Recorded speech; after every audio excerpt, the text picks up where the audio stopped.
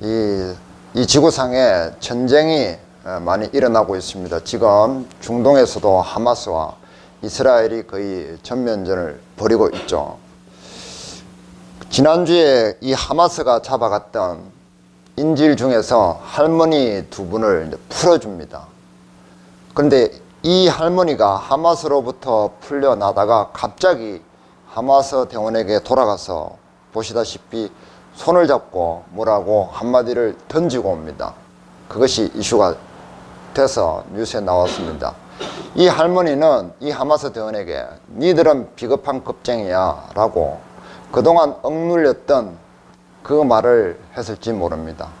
그런데 사실 이 할머니가 하셨던 말씀은 샬롬이라고 합니다. 이 전쟁통에 이 할머니처럼 평정심을 가질 수 있는 것은 누구나 할 수 있는 일이 아닙니다. 대부분은 호들갑을 떨고 난리가 나죠.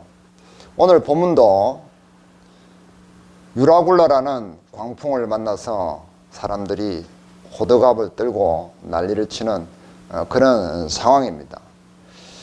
이처럼 우리는 삶의 광풍이 순식간에 불어닥칩니다. 그래서 당황하죠. 준비할 틈을 전혀 주지 않습니다. 그리고 더 안 좋은 소식은 뭐냐면 이런 삶의 폭풍우는 쉽사리 쉽게 빠르게 지나가지 않는다는 것입니다. 20절 한번 보겠습니다. 20절을 효빈이가 한번 읽어주세요. 여러 날 동안 해도 별도 보이지 아니하고 큰 풍랑이 그대로 있으며 구원의 여망마저 없었더라. 여러 날 이 광풍이 그대로 있다라고 이야기를 합니다. 그리고 27절에도 보면은 27절 규빈이가 한번 읽어주세요. 열 나흘째 되는 날 밤에 우리가 아드리아 바다에서 이리저리 쫓겨가다가 사정쯤 되어 사공들이 어느 육지에 가까워지는 줄을 짐작하고 열 나흘째 되던 밤에 거의 보름 가까이 이리저리 이 광풍성에서 항해를 하게 됩니다. 폭풍우성에서 두려움에 떨면서 풍전 등화에 그 일촉즉발의 위기 속에서 떠다니게 되죠. 그래서 그 거리를 계산해 보니까 약 800km에서 900km 정도를 2주 동안 이 폭풍우 속에서 갔다고 합니다. 이 폭풍우가 쉽게 순간적으로 왔다가 간 것이 절대 아니라는 겁니다. 자연이 환한 모습으로 우리 인간에게 다가올 때는 우리는 절망을 할 수밖에 없는 겁니다. 할 일이 없는 거죠. 이것은 19세기 낭만파 화가라는 독일의 프리디히라는 사람이 그렸던 바닷가의 수도성이라는 그림입니다. 수도성이 보입니까?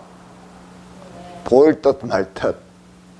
이 자연의 위압감 앞에 한 인간의 보일 듯 말 듯한 이 인간의 두려움, 막막함, 그런 것들을 이 사람은 표현하고 싶었는지 모릅니다.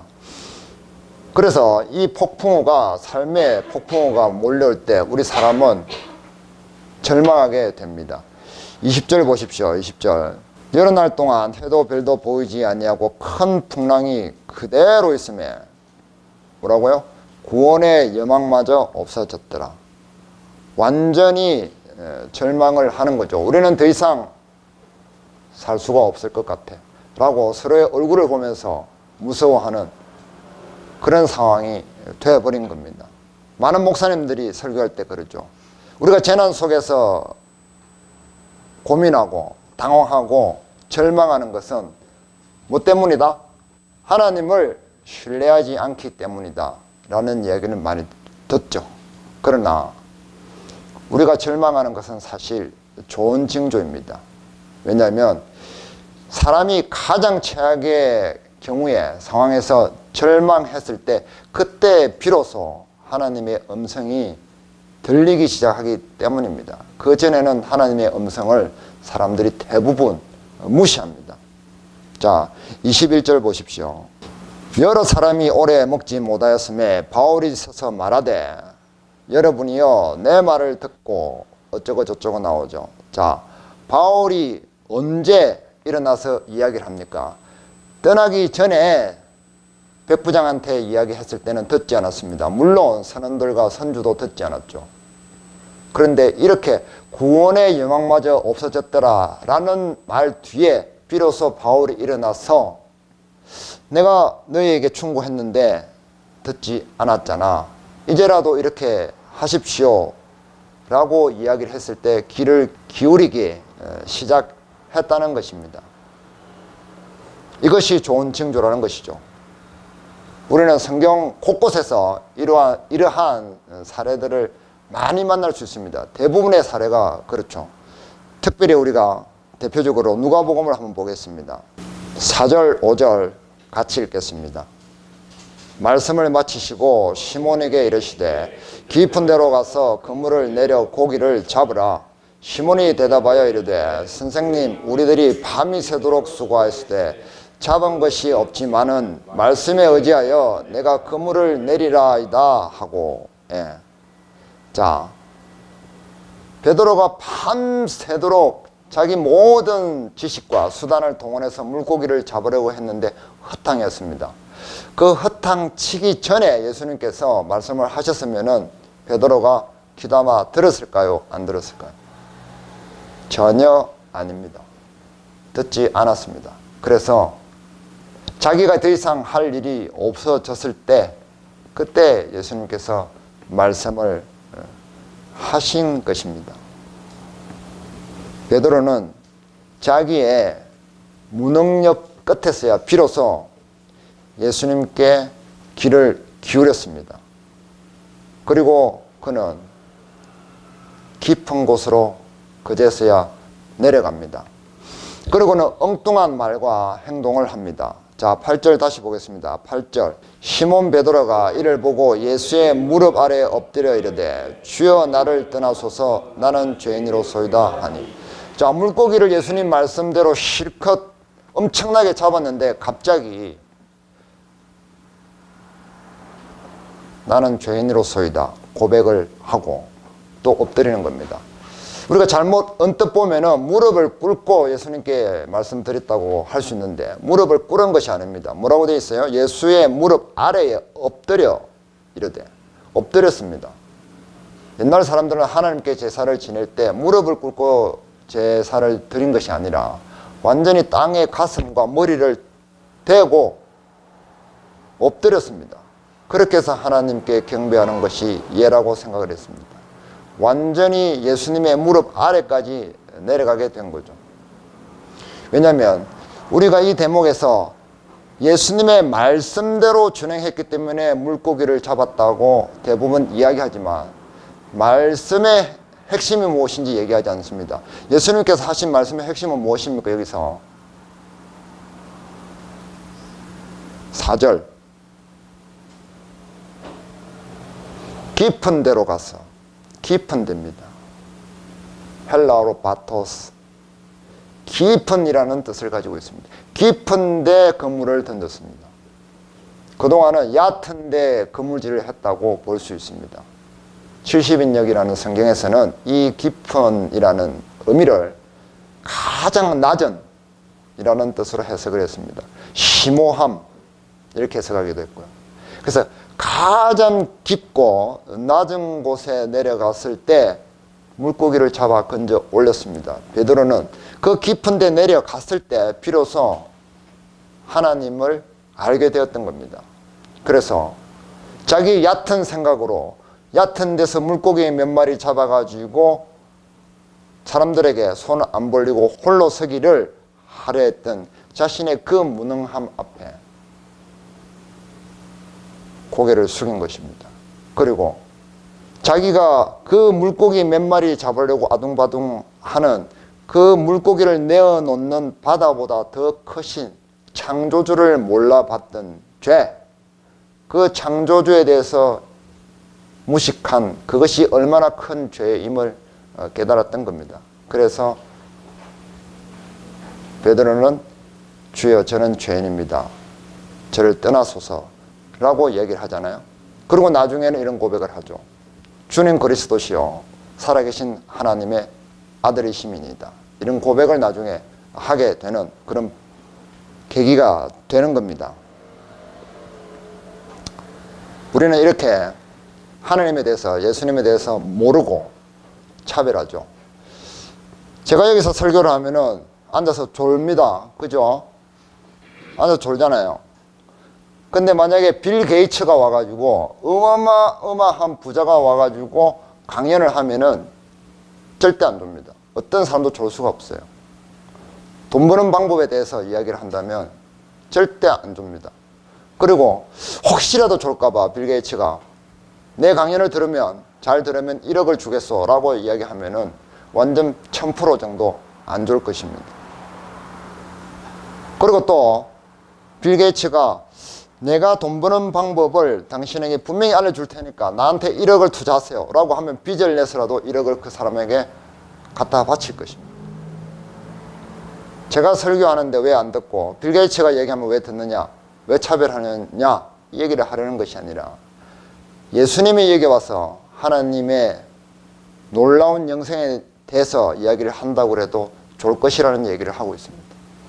빌 게이츠가 이야기하는 것에 대해서 우리는 관심이 있고 그것을 사랑합니다. 그것에 대해서 더 많이 알고 싶어 하고 깊이 알려고 합니다. 그렇기 때문에 졸지 않고 잘 듣는 거예요. 예수님께서 설교를 하신다고 해도 사람들은 좁니다. 우리는 그런 죄를 가지고 있고 그런 얕은 인식을 가지고 있다는 말을 하고 있습니다. 하나님에 대해서는 그렇습니다. 그것이 우리의 얄팍한 생각입니다. 그것이 가장 큰 죄입니다. 청교도의 황태자라는 조나단 에드워즈는 이런 말씀을 하셨습니다. 사람이 알지 못하는 것에 대해서 사랑한다는 것은 본성에 어긋나는 것이다. 내가 사랑하는 것에 대해서는 사람은 깊이 알려고 한다는 겁니다. 거꾸로 얘기하면 내가 깊이 알려고 하는 것은 내가 사랑하는 것이고 또 깊이 아는 것을 사랑하게 되어 있다는 것입니다. 그런데 우리가 하나님에 대해서 깊이 알려고 하지 않고 얕은 데 머무르고 하는 것은 하나님에 대한 사랑이 결여되어 있기 때문에 그렇습니다. 그렇기 때문에 우리는 복음에 대해서도 잘 안다고 하지만 굉장히 얕게 알고 있습니다. 자기 복음이 없고 자기 개인의 복음이 없어요. 복음을 공유하는 방식으로 나누어 가집니다. 나는 죄 덩어리였는데 예수님이 세상의 모든 죄를 가져갔고 나는 세상 죄에 포함되기 때문에 예수님께서 다 처리하셨다 라는 방식으로 공유를 합니다. 재산을 공유하자고 하면은 말도 안 된다고 하면서 복음을 공유하는 것은 괜찮다고 생각을 합니다. 왜냐하면 진짜 내면에 깊숙한 곳에 있는 죄는 꺼내놓지 않아도 되기 때문입니다. 마치 이와 같습니다. 사업을 하는 사람들이 세금을 탈세하기 위해서 어떻게 해요? 이중장부를 만들죠.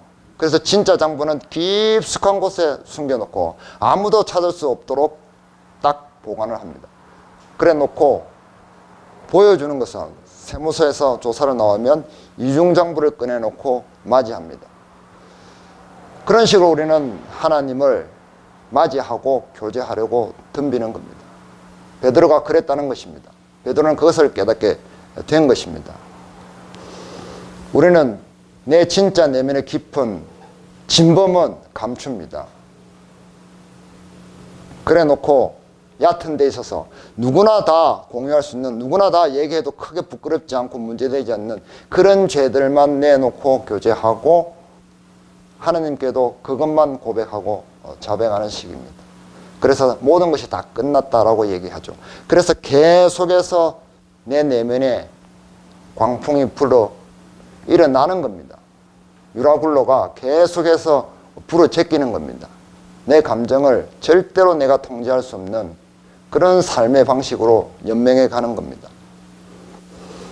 우리의 깊은 죄는, 진짜 죄는 하나님과 사람에게 숨깁니다.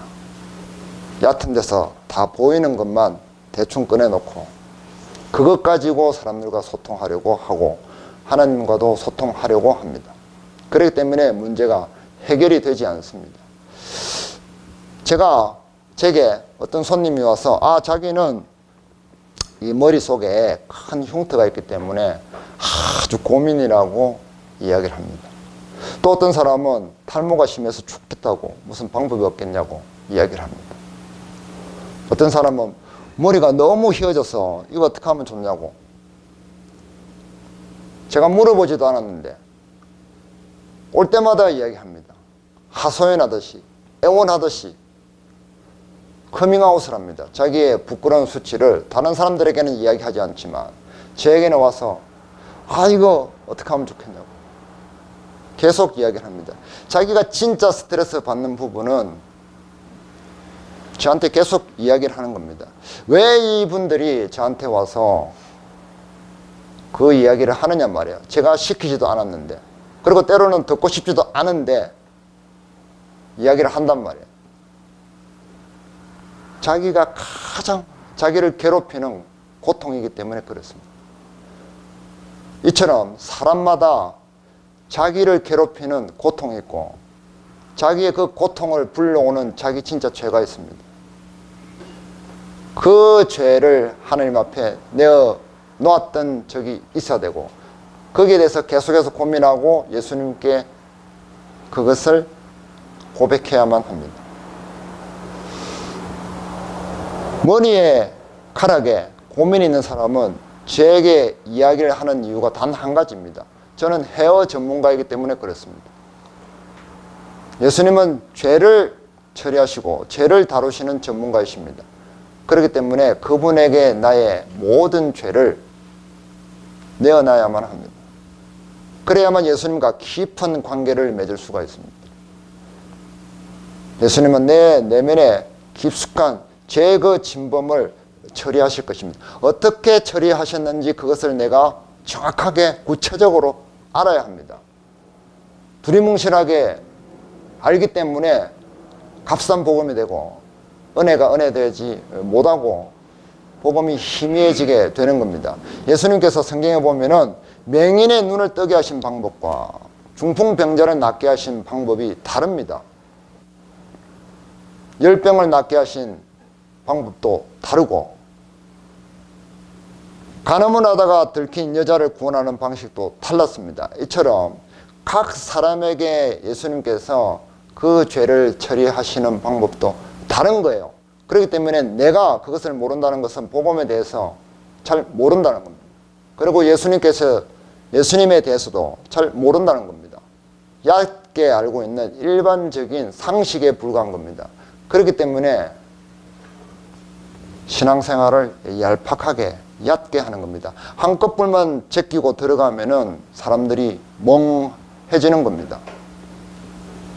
예수님이 당신에게 어떤 존재인지 이야기해 보세요 라고 하면은 A4 불과 몇 장도 써내려가지 못하는 겁니다. 오늘 당신에게 예수님께서 무엇을 말씀하셨는지 이야기해 보세요, 들려주실래요 하면은 할 말이 없다고 이야기를 하는 겁니다.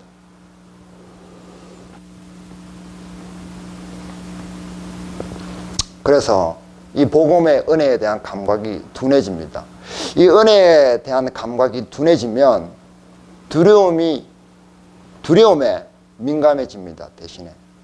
그래서 계속해서 삶의 풍랑이 일어날 때 그것을 잠잠케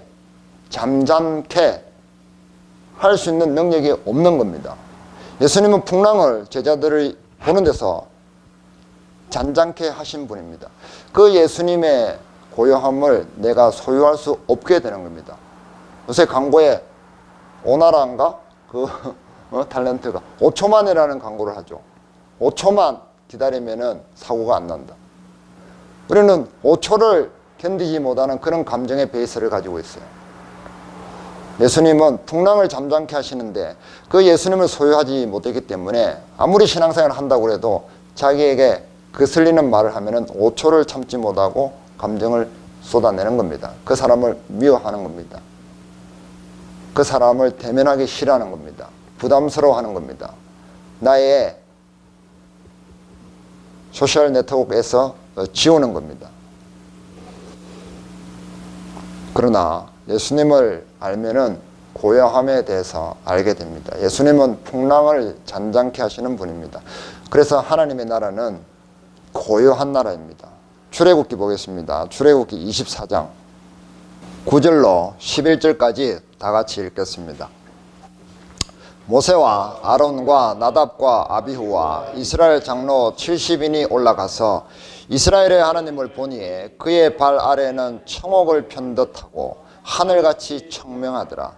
하나님이 이스라엘 자손들의 존귀한 자들에게 손을 대지 아니하셨고 그들은 하나님을 뵙고 먹고 마셨더라.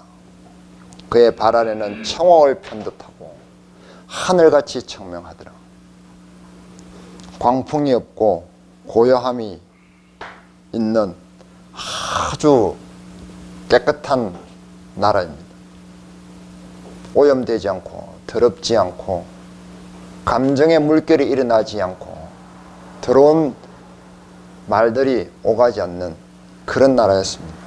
거기는 하늘같이 청명하고 청옥을 편 것처럼 반듯했다고 했습니다. 베드로는 자기가 가지고 있는 모든 수단이 소용없다는 것을 깨달았을 때 하나님과 깊은 관계를 맺었던 거죠. 그 깊은 관계를 맺은 사람은 예수님께서 잔잔케 하시는 고요함의 나라, 그곳에서 평안을 누릴 수 있게 되는 겁니다. 그러나 끝까지 자기 꾀를 고집하는 사람은 그런 은혜를 얻지 못한다는 거죠. 자, 이 본문에도 보면은 광풍이 잠깐 조용해지는 때가 있었습니다. 그때 선원들은 뭘 했어요? 큰 배에 조그만한 구명보트 있죠. 그것을 내려가지고 자기들만 도망가려고 국리를 하다가 바울에게 딱 걸려가지고 못하게 됩니다. 끝까지 그런 와중에서도 나만 살려고, 야 우리만 빨리 도망가자. 제수들하고 이거 다 버리고 지금 타이밍이야 중요해. 끝까지 잔꾀를 부렸던 그런 사람들은 고요함이 무엇인지 결코 배울 수 없고 하나님의 깊은 곳에 절대 같이 관계를 맺지 못하게 됩니다. 하나님을 깊게 만나지 못하는 사람은 다른 사람도 깊게 만날 수 없습니다. 사람의 외모를 보고 조건을 보고 판단하기 때문에 그 사람의 내면에 들어갈 수 있는 능력이 없기 때문에 그렇습니다. 왜 그 사람이 그런 말을 하는지, 저는 말을 하기 전에 무슨 일이 있었는지, 그 사람이 어렸을 때 어떻게 자라왔는지, 그 사람이 오늘 하루 동안에 무슨 일이 있었기 때문에 저렇게 말을 삐딱하게 하는지 알아보지 않습니다.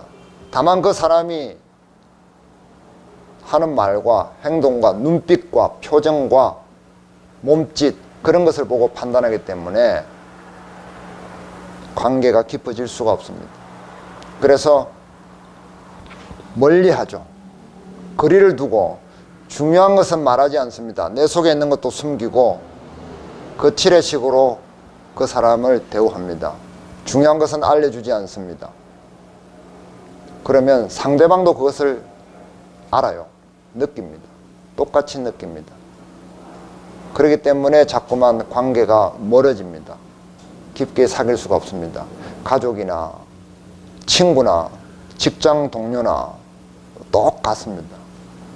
그래서 할만하안이 자꾸 쌓이게 됩니다. 할만하안.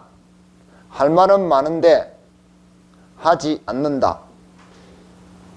할 말은 많은데 하지 않고 계속 그것을 쌓아두면 마음에 고통이 되는 거예요. 그러나 하나님을 깊게 알면은 고요함을 소유하게 되고 사람을 사귀는데도 정중동하게 됩니다. 고요한 가운데 행동하고 움직임 가운데도 시끄러운 가운데도 고요함을 유지할 수가 있게 되는 겁니다. 자, 그래서 그렇게 되려면 어떻게 해야 되느냐. 이 선원들이 바울의 말을 듣고 그 밀을, 배에 실었던 밀을 다 바다에 버려버렸죠. 그때 당시에는 이 알렉산드리아, 이집트의 곡창지대에서 나는 그 밀을 로마로 실어 나릅니다. 이것을 라이프라인이라고 했어요. 라이프라인. 생명선이에요. 그래서 로마의 사람들을 먹여 살렸던 겁니다. 그래서 이 항로가 굉장히 발달되어 있었고 바울 일행도 그 배를 얻어 타고 중간에서 로마로 가려고 했던 것이죠. 그런데 그 배에 있던 밀을 다 싸그리 버리는 겁니다. 그 전에 18절에 보면은 배의 기구들과 다른 것들을 조금 버렸어요. 그거 가지고는 택도 없게 된 겁니다. 인간이 하나님 없이 자기 스스로 만들어서 자기 생명 부지를 위해서 홀로 서기를 하려고 하던 모든 수단들을 끊어버리는 겁니다. 그리고 다시 하나님의 말씀과 더불어 하나님과 더불어 살아가는 수단을 하나씩 만들어야 된다는 말입니다. 그래서 모든 밀을 다 버렸습니다. 하나님과 상관없는 자기 꾀로 만든 그 수단들을 다 버리는 겁니다. 그래야만 다음부터는 유라굴라라는 광풍을 만났을 때 쉽게 파손되지 않는 겁니다. 우리가 아까 읽었던 본문 1절부터 10절까지 내용이 뭡니까? 요리조리 바람을 피해서 그 당시에는 실제 항해가 금지되어 있던 그런 시기입니다. 그런데 그것을 뚫고 이 밀을 운반해야 되기 때문에 요리조리 해안선을 따라서 온갖 꾀를 내가지고 항해하는 그 모습을 본문에서 표현을 한 겁니다. 사람의 모든 수단이 항해 수단에 들어갔던 거죠.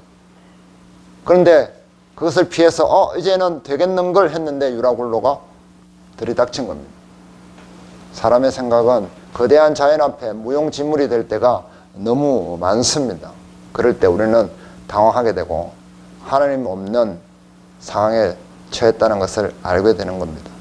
왜 그러냐면 하나님과 깊은 관계에 있지 않기 때문에 그렇습니다. 그래서 깊게 하나님을 알리면은 진짜 내 마음속에 있는 죄를 끄집어내 놓고 예수님으로부터 그 죄를 처리를 받아야만 내 내면에 고요함이 들어오게 됩니다. 내 마음속에 있는 진짜 죄를 끄집어내 놓지 않으면, 다 버리지 않으면 결코 하나님의 고요함을 소유할 수 없게 되는 겁니다. 28장 1절을 보겠습니다. 다 같이 읽겠습니다. 우리가 구조된 후에 안즉 그 섬은 멜리데라 하더라. 멜리데라는 뜻은 피난처라는 뜻입니다.